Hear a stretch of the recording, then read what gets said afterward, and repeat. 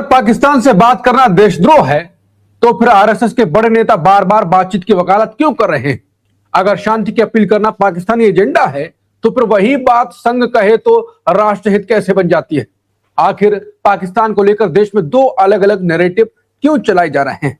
क्या पर्दे के पीछे कुछ ऐसा हो रहा है जो जनता को नहीं बताया जा रहा है? दरअसल 117 भारतीय और पाकिस्तानी हस्तियां पीएम मोदी और पाकिस्तान के पीएम शहबाज शरीफ को खुला खत लिखती हैं और बीजेपी से पाकिस्तानी एजेंडा बताने लगता है।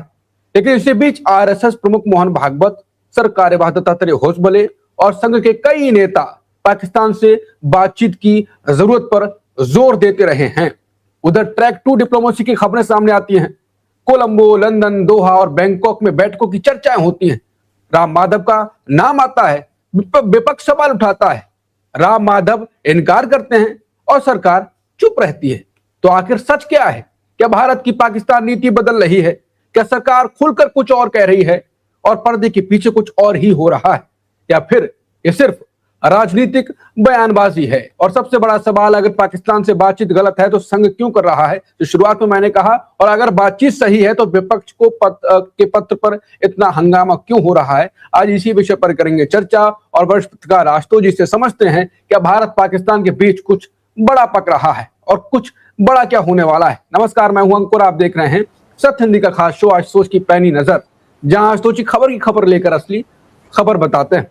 आशुतोष जी तो दो तरीके की बातचीत कर रहे हैं, खुद सबके सामने संघ बोलता है और बीजेपी जैसे विपक्ष के नेता और बाकी सामाजिक कार्यकर्ता पत्र लिखते हैं, एकदम हमलावर हो जाती है। मीडिया चैनल्स जो बीजेपी के माने जाते हैं वो तो बिल्कुल पाकिस्तानी गैंग, तमाशा गैंग, अमन गैंग ये सब करने लगते हैं। ऐसा क्यों? देखिए अंकुर, ये जो पूरी जो डिबेट अब शुरू हुई है, इससे एक चीज स्पष्ट है कि कहीं ना कहीं आरएसएस, भारतीय जनता पार्टी और नरेंद्र मोदी की सरकार में पाकिस्तान को लेकर एक रुख का बदलाव स्पष्ट तौर पर साफ दिखाई पड़ता है। मतलब कहीं ना कहीं वहां पे एक बदलाव है, रणनीति के तौर पर भी बदलाव है, डिप्लोमेसी के तौर पर भी बदलाव है, और अपनी विचारधारा में जिस तरीके से इसका विरोध किया जा रहा था वहां पर भी थोड़ा एडजस्टमेंट की कोशिश मुझे साफ दिखाई पड़ती है। अब ये तो एक पहलू है इसका, और मैं पाकिस्तान से किसी भी तरीके की बातचीत की वकालत न केवल आज बल्कि जब से प्रधानमंत्री नरेंद्र मोदी के नेतृत्व में भारतीय जनता पार्टी की सरकार बनी तब से मैं इसकी वकालत कर रहा हूं। और ये वो वक्त भी था जब मैं टीवी चैनल्स पे कहता था कि पाकिस्तान से बातचीत होनी चाहिए।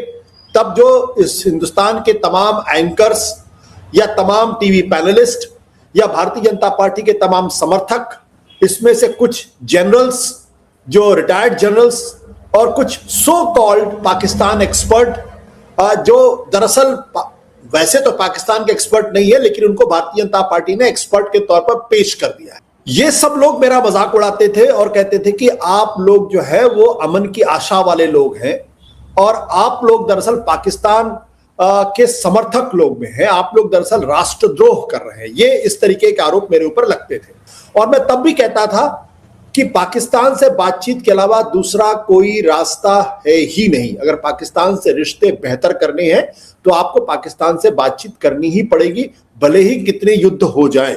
लेकिन तब सरकार की नीति क्या थी? Talk and terror can't go together. ये प्रधानमंत्री नरेंद्र मोदी का बयान है ऑपरेशन सिंदूर के बाद। आपने अच्छी तरीके से देखा होगा कि बातचीत और आतंकवाद दोनों साथ साथ नहीं चल सकते। अगर उस संदर्भ में हम इन चीजों को देखें तो अभी जो खबर ये आई है कि आरएसएस के नेता, दरअसल वो आरएसएस के नेता एक जमाने में आरएसएस के प्रवक्ता भी थे, राम माधव लंबे समय तक प्रवक्ता थे, आर्टिकुलेट आदमी है, थोड़ा पढ़े लिखे आदमी भी है, मैं थोड़ा शब्द का इस्तेमाल कर रहा हूं, थोड़ा पढ़े लिखे भी हैं, लेकिन वो भारतीय जनता पार्टी के साथ पिछले कई सालों से जुड़े भी रहे, बीच बीच में उनको हटा भी दिया जाता है, फिर जोड़ दिया जाता है। वो फॉरेन पॉलिसी के मसले पर थोड़े हॉक माने जाते हैं। मतलब एक तरीके से कह सकते हैं कि भारतीय जनता पार्टी के अंदर या आरएसएस के अंदर जो विदेश नीति को कुछ समझने वाले लोग हैं उसमें राम माधव भी हैं। तो राम माधव के बारे में जो खबर आई कि श्रीलंका में वो किसी ट्रैक 2 डिप्लोमेसी में इन्वॉल्व थे, तो ये सिग्निफिकेंट डेवलपमेंट। उसके पहले आपने कहा सिंगापुर में भी इस तरीके की बात हुई थी, दोहा में भी कुछ बातचीत हुई थी। जो पुराने जनरल्स हैं भारत के और कुछ पुराने जनरल्स जो पाकिस्तान के, उनके बीच मुलाकात हुई थी। तो ये महज कोई इत्तेफाक नहीं है, या कोई ऐसा नहीं कि कहीं अचानक दो लोग मिल गए, एक दूसरे से नमस्कार किया और उसके बाद बैठ के कॉफी पी ली और उसको हम कह दें कि ऐसा है।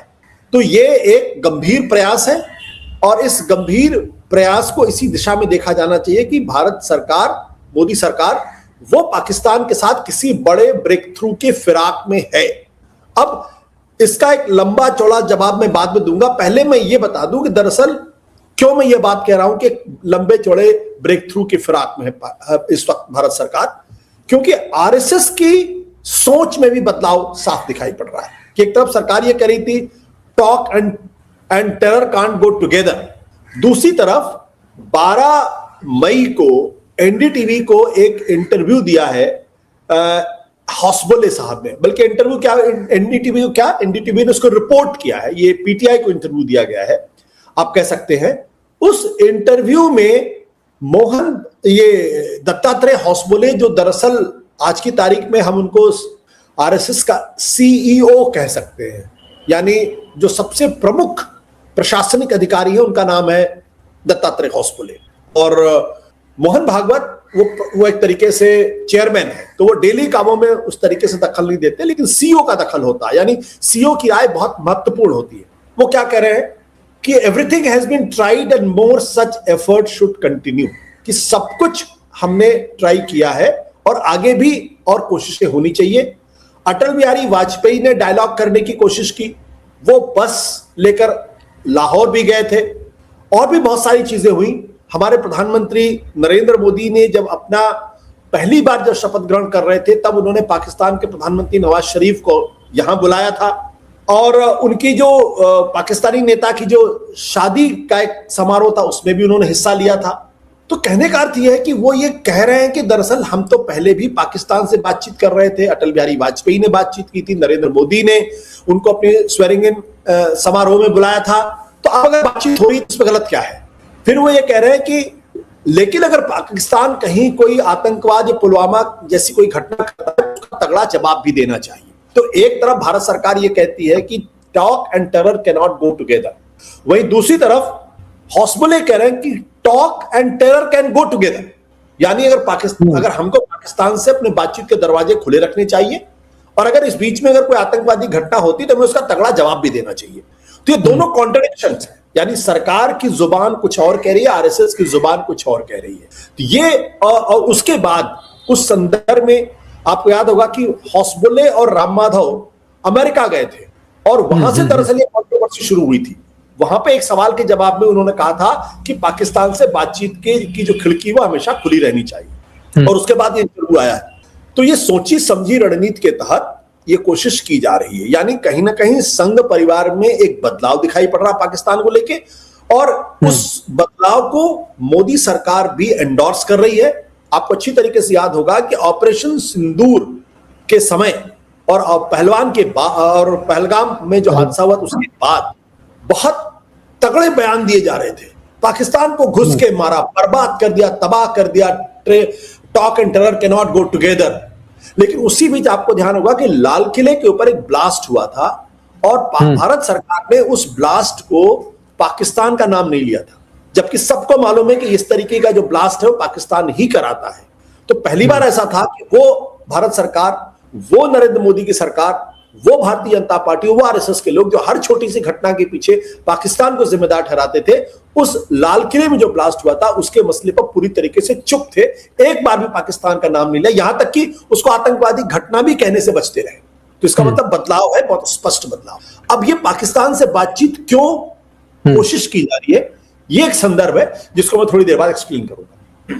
बिल्कुल, ये भी आपसे पूछूंगा। तो लेकिन जब ये आरएसएस का इतना पाकिस्तान प्रेम है और लगातार वो ये वकालत कर रहे हैं कि पाकिस्तान से बातचीत होनी चाहिए, भागवत हुए या दत्तात्रेय हौसबोले हुए, बाकी हुए, तो फिर ये विपक्षी नेताओं को इस दौरान, विपक्षी नेता बाकी जो कार्यकर्ताओं का इस दौरान जो पत्र आया है पाकिस्तान में, उसमें शामिल है 57-61 का आंकड़ा है, तो क्या उन्होंने खुद किया है या जो आरएसएस रास्ता बना रहा है बीजेपी के लिए और चेक कर रहा है, वाटर टेस्टिंग कर रहा है कि हाँ कितना हलचल होगी, वो उसमें ये उसी का हिस्सा है? देखिए अंकुर, ये तो कभी पता नहीं चल पाएगा अनलेस कि आप बहुत ज्यादा डीप डाइव करें, तब जाके आपको अंदाजा लगेगा ये कहां से ट्रिगर कहां से हुआ है। हाँ, या सरकार ने वाकई में इसमें किसी तरीके की कोई भूमिका निभाई है। पता करना थोड़ा सा मुश्किल काम है, कम से कम मेरे पास अभी वो जानकारी नहीं, इसलिए उस बारे में कुछ भी कहना मेरे लिए उचित नहीं। तो आशुतोष जी, इस दौरान ये पत्र आने का क्या मकसद बनता है? विपक्ष भी जानता है, बाकी जो मनोज झा हैं, महबूबा मुफ्ती हैं, फारूक अब्दुल्ला, सब जानते हैं। अगर हमने पाकिस्तान का जिक्र किया, कितना भी पाकिस्तान के पीएम को बुला लें, पीएम मोदी, लेकिन आपने किया तो सीधे अटैक आप पे होगा। तो पत्र लिखने का क्या मतलब था? आपने देखा होगा कि इस पत्र के आने के बाद से अटैक उस तरीके से नहीं हुआ जिस तरीके से होना चाहिए था। ये अगर आप ध्यान से देखिए, यही तो और संकेत देता ना।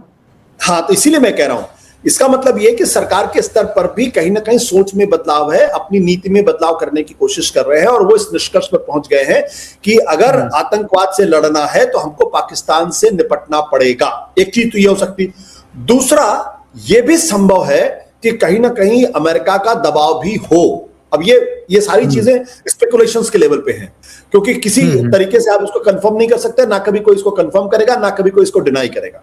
तो यह भी संभव है कि पिछले 1.5-2 सालों में जिस तरीके से अंतरराष्ट्रीय राजनीति में जबरदस्त तरीके से बदलाव आया है, जियोपॉलिटिक्स में जबरदस्त तरीके से बदलाव आया है, और पाकिस्तान आज की तारीख में डिप्लोमेटिकली कहीं ना कहीं ये बात सच है, हमें एक्सेप्ट करनी पड़ेगी। हमारे जैसे भारतीयों के लिए ये बहुत तकलीफ दे वाली बात है, चिंता की बात है, लेकिन पाकिस्तान डिप्लोमेटिकली आज भारत से आगे निकलता हुआ दिखाई पड़ रहा है। 2-3 चीजें होंगी। एक, पाकिस्तान को अगर आप ध्यान से देखिए तो पाकिस्तान आज अमेरिका का सबसे करीबी दोस्तों में से एक है। जो आसिम मुनीर, जो उनके फील्ड मार्शल हैं, सेना अध्यक्ष हैं, उनकी व्यक्तिगत रिश्ते जिस तरीके से ट्रंप के साथ हैं, और जिस तरीके से उनके साथ लंच डिनर ब्रेकफास्ट कर रहे हैं, और साथ ही साथ जिस तरीके की उनकी तारीफ हो रही है, वो दर्शाता है। और पाकिस्तान के माध्यम से ईरान से जो रिश्तों को बेहतर करने की कोशिश की जा रही है, शांति वार्ता की जा रही है, इससे ये बात स्पष्ट है कि पाकिस्तान अमेरिका के बहुत करीब पहुंच गया, यानी उसको वो स्ट्रेटेजिक एडवांटेज भी और डिप्लोमेटिक एडवांटेज भी। दूसरा, पाकिस्तान चीन के भी बहुत करीब हो गया है। चीन पाकिस्तान बहुत अच्छे दोस्त है। ये तो हम लोगों ने ऑपरेशन सिंदूर के दौरान देखा था, जब आर्मी के बड़े अधिकारी ये कहने में मजबूर हो गए थे कि हम तो सोच रहे थे कि एक फ्रंट पे लड़ाई हो रही है या 2 फ्रंट पे लड़ाई हो रही थी, और उसमें चाइना का जिक्र हो रहा था कि चाइना ने किस तरीके से पाकिस्तान के ऑपरेशन सिंदूर के दौरान मदद की थी। तो चाइना, तीसरा, रूस के साथ भी पाकिस्तान के रिश्ते बहुत अच्छे हुए हैं, और रूस आज की तारीख में पाकिस्तान में इन्वेस्टमेंट कर रहा है। चौथी चीज जो ज्यादा महत्वपूर्ण है वो ये कि पिछले दिनों पाकिस्तान ने एक मुस्लिम नेटो बनाने की कोशिश की, जिसमें सऊदी अरेबिया और क्या नाम इनका, टर्की के बीच में एक डिफेंस पैक्ट हुआ है। डिफेंस पैक्ट क्या है कि अगर हम में से किसी पर हमला होगा तो हम लोग मिलकर उसका जवाब देंगे, यानी अगर पाकिस्तान पर हमला हुआ तो टर्की और सऊदी अरेबिया मदद करेंगे। ये जिस तरीके से नाटो का है कि नाटो देशों के बीच में एक संधि है कि अगर उनमें से किसी एक देश के ऊपर किसी तीसरे देश ने हमला कर दिया तो सारे देश मिलकर उस देश की रक्षा करेंगे और उसको बचाने की कोशिश करेंगे। ये जो इस्लामिक नाटो बना है, ये बहुत इंपॉर्टेंट है। यानी ये कहीं ना कहीं इस बात का भी एहसास है कि अब पाकिस्तान की वो स्थिति अंतरराष्ट्रीय मंच पर नहीं रही है जो उसकी कमजोरी का प्रतीक था। और यह भी स्पष्ट हो गया ऑपरेशन सिंदूर के दौरान कि कोई भी देश, 2-1 देशों को छोड़ दीजिए, वो पाकिस्तान को आतंकवादी देश मानने के लिए भी तैयार नहीं है। उल्टे अब पाकिस्तान भारत के ऊपर आरोप लगाने की कोशिश कर रहा है कि उनके यहां जो कभी इधर उधर ब्लास्ट होते हैं उसमें भारत की इंटेलिजेंस एजेंसीज का हाथ है या भारत सरकार का हाथ है। तो ये जो बदली हुई जो जियोपॉलिटिक्स है, इस बदले हुए जियोपॉलिटिक्स का एक सबक ये भी है कि हम पाकिस्तान को अब कमजोर देश समझने की कोशिश ना करें, और पाकिस्तान की अब अंतर्राष्ट्रीय स्तर पर प्रतिष्ठा काफी बड़ी है। खासतौर पर ईरान युद्ध में जिस तरीके से उसने मीडिएशन किया है या उसमें बीच बचाव की कोशिश की मध्यस्थता किया है, और उस पर चीन भी ट्रस्ट कर रहा है, अमेरिका भी ट्रस्ट कर रहा है। और यह महत्वपूर्ण इसलिए क्योंकि दोनों ही आज की तारीख में दुनिया के 2 सबसे बड़े सुपर पावर देश हैं। भारत के रिश्ते चीन से भी बहुत अच्छे नहीं है, बहुत अच्छे क्या मतलब अच्छे है ही नहीं, और जो अमेरिका के साथ है वो तो रोज हम देख ही रहे हैं किस तरीके से ट्रंप भारत के साथ व्यवहार कर रहे हैं। तो वहां भी हमारे रिश्ते अच्छे नहीं, और कम से कम अगर रिलेटिवली देखेंगे, तुलनात्मक स्तर पर देखें, तो ये बात बिल्कुल स्पष्ट दिखाई पड़ती है कि आज की तारीख में पाकिस्तान अमेरिका के साथ ज्यादा करीबी है उसकी बनिस्बत की भारत के। ये ट्रंप फिनोमेना भी हो सकता है, लेकिन सच्चाई आज की तारीख में। तो ये जो बदली हुई परिस्थितियां हैं, इन बदली हुई परिस्थितियों में ये एक सोच में बदलाव हो सकता है वैचारिक स्तर पर एक एडजस्टमेंट हो सकता है। और यह उन लोगों के लिए सबसे बड़ा सबक है जो हर उस व्यक्ति को पाकिस्तान परस्त कह रहे थे कि जो पाकिस्तान से बातचीत की वकालत कर रहा था। मुझे ऐसे लोगों के ऊपर हंसी आती है, दया आती है, क्योंकि ये भारत का जो इंटरेस्ट है, नेशनल इंटरेस्ट है, उसके सबसे बड़े दुश्मनी लोग हैं। तो आशुतोष जी अपना आप कह रहे हैं कि और फैक्ट भी बता रहे हैं कि पाकिस्तान विदेश नीति में, कूटनीति में ऑपरेशन सिंदूर के बाद खासकर भारत से आगे निकलने की कोशिश कर रहा है और दिखाई भी दे रहा है। तो हमारा जो पुराना रुतबा था वो वापस आ पाएगा या फिर हम लगातार बातचीत की कोशिश करने के बाद थोड़ा और पिछलग्गू हो जाएंगे? देखिए, हमारा जो अंतर्राष्ट्रीय मंचों पे जो एक रुतबा था, जो भी रुतबा था, वो दो कारणों से था। एक तो ये था कि हमारी एक मॉरल लीडरशिप थी, जो मैंने कहा कि सेकंड वर्ल्ड वॉर के बाद भारत आजाद हुआ और आजाद होने के बाद पंडित जवाहरलाल नेहरू के नेतृत्व में जो हमने गुटनिरपेक्ष आंदोलन का जो रास्ता पकड़ा, हम शीत युद्ध में ना तो अमेरिका के साथ थे और ना ही सोवियत यूनियन के साथ थे। और जहां कहीं भी गलती होती थी, गड़बड़ी होती थी, अन्याय होता था, उसके खिलाफ आवाज उठाते थे। और जितने कमजोर देश थे, जितने जो नौ स्वतंत्र देश थे, हमने उनको एकजुट करने की कोशिश की थी। और वो हमारी एक बहुत बड़ी ताकत थी। वो एक ताकत थी जिसने भारत को अंतर्राष्ट्रीय मंच पे काफी बड़ा बनाया था। उसके बाद 1991 के बाद से जिस तरीके से भारत ने आर्थिक सुधार किए और भारत आर्थिक प्रगति लगातार होती गई और भारत अंतर्राष्ट्रीय मंच पर एक बड़ी आर्थिक शक्ति के तौर पर उभरने लगा। लोग भारत में एक आर्थिक महाशक्ति की तस्वीर देखने लगे। उससे भी भारत का रुतबा पूरी दुनिया के अंदर बढ़ा। लोगों को लगा यार 140 करोड़ का ये मुल्क है, 140 करोड़ लोगों का मुल्क है, एक बहुत बड़ा बाजार है और इसलिए इस बाजार को एक्सप्लोर करना चाहिए। तो अमेरिका की भी दिलचस्पी थी, चाइना की भी दिलचस्पी थी, यूरोपियन कंट्रीज की भी दिलचस्पी थी। लेकिन पिछले दिनों अगर आप ध्यान से देखिए तो भारत की अर्थव्यवस्था को लेके जो एक उम्मीदें थी वो धीरे धीरे कमजोर पड़ती हुई दिखाई पड़ रही है। हम एक समय में कह रहे थे कि हम तीसरी दुनिया की सबसे बड़ी अर्थव्यवस्था होने वाले अमेरिका और चाइना के बाद, आज हम चौथे स्थान से खट के छठे स्थान पे चले आए हैं। हमारा जो स्टॉक मार्केट है वो 5वें नंबर पे था जो टोटल वैल्यूएशन के संदर्भ में, आज वो 5वें से घट के 7वें नंबर पर आ गए हैं। रुपया हमारा लगातार कमजोर हुआ है। पेट्रोल और डीजल की कमी ने हमको पूरी तरीके से एक्सपोज कर दिया है। और फिर हमने जिस तरीके से अंतर्राष्ट्रीय मंच पे इजराइल के साथ हम खड़े हो गए, इसने हमें सबसे बड़ा नुकसान पहुंचाया है। क्योंकि इजराइल की आज की तारीख में दुनिया के सबसे हेटेड कंट्रीज में से एक हो गया है। उनके प्राइम मिनिस्टर के खिलाफ इंटरनेशनल कोर्ट ऑफ जस्टिस ने वो भी जारी किया है, क्या कहते हैं उनको, वॉर क्रिमिनल भी घोषित कर दिया। उनकी गिरफ्तारी के लिए नोटिस भी जारी हो चुका है, वारंट भी जारी हो चुका है।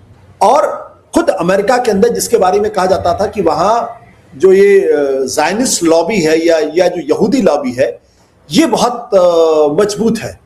लेकिन पिछले दिनों आपने देखा किस तरीके से ट्रंप ने लगातार नेतन्याहू को हड़काया है, दरअसल डांटा है बुरी तरीके से कि अगर मैं नहीं होता तो तुम आज जेल में होते, मेरी वजह से तुम बचे हुए और तुम दुनिया में सबसे ज्यादा हेटेड देश में से एक बनते चले गए। और हम पूरी ताकत के साथ इजराइल के साथ खड़े हुए। हमारे अभी कायदे से हमारे लिए एक मौका था कि अगर ईरान के सबसे बड़े नेता, सर्वोच्च नेता खामनेई की अगर वहां पे वो हो रही है सेरेमनी, अंतिम संस्कार, प्राइम मिनिस्टर को अगर खुद जाते तो शायद ज्यादा अच्छा रहता। लेकिन हमने भी एक बहुत छोटा सा एक डेलीगेशन भेज दिया है